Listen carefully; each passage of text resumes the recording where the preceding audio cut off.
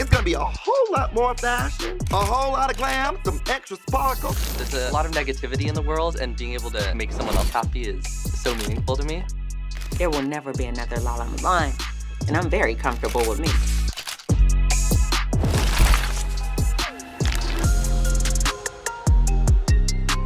Baby, this is day one. It's the official start of the 523 program.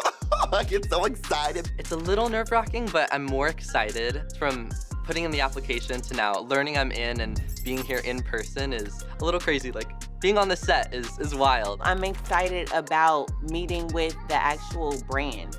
I'm excited to hear their perspectives on how I can be better as a creator. I'm excited to meet the people that are gonna be a part of this program. I'm excited to see what type of stories they're telling. We are live once again for some more bedtime stories. Welcome. When I started on social media, I had a mental health series where I would read bedtime stories to my audience. And one of the main responses that I got from my community was that a lot of young people didn't have that parent growing up that read them a story. So being able to be that for so many young people was so inspiring. I am a naturally funny and entertaining person, so I've heard. Hey Lala Nation, what it do? How y'all feeling or whatever?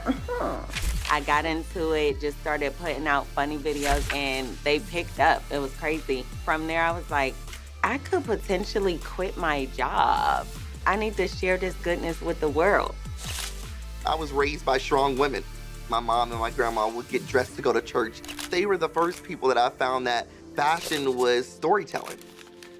My mom passed away in 2020, and my grandma, she passed away in 2021, and they were my everything. My biggest regret is not being able to openly share who Dylan is fully with them before they left this earth. And so my promise to myself when they passed away was to never go one day without living fully for Dylan.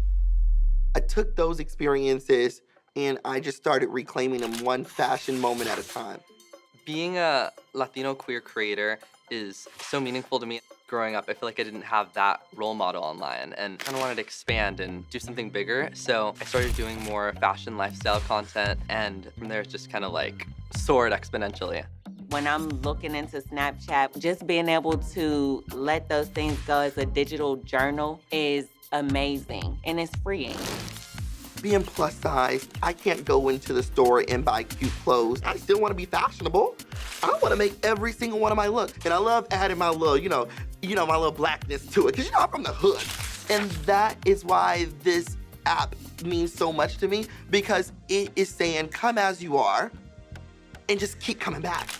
I've never been in a space where so many creatives come together and we can just be our true selves. I have not been around people that actually understood what I did, but I met so many people who actually get it. To see that Snapchat and Ensemble are making these moves behind the scenes for our behalf and see us as a professional entity, it really means a lot, especially as a POC creator.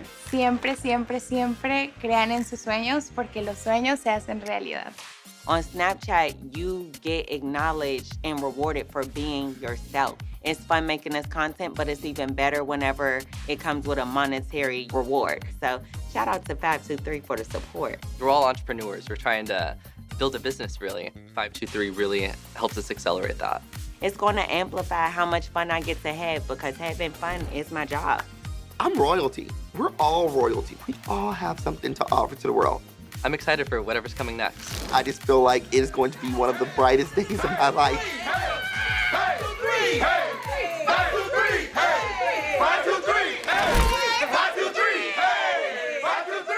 I never know what's gonna come out of my mouth. So baby, it's doing good, because baby, it keeps me entertained.